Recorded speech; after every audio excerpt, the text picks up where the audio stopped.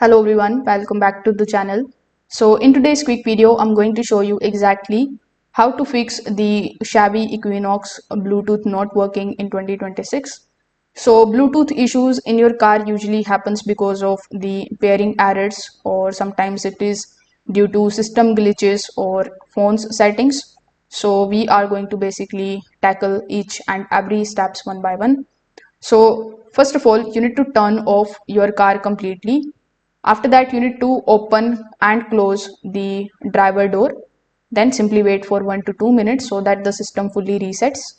After that, simply start the car again and check the Bluetooth.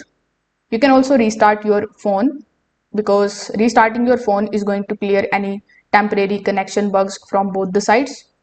Now on your car screen, you need to simply go to the Bluetooth settings.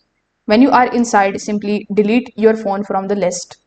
On your phone, you can select the option of forget the car Bluetooth, and then you can pair them again from the scratch.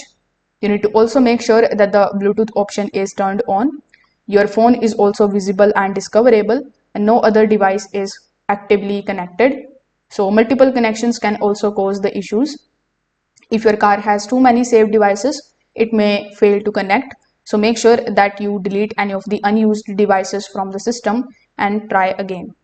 You need to also make sure that your phone is updated to the latest version, because old software can also cause compatibility problems with the car systems.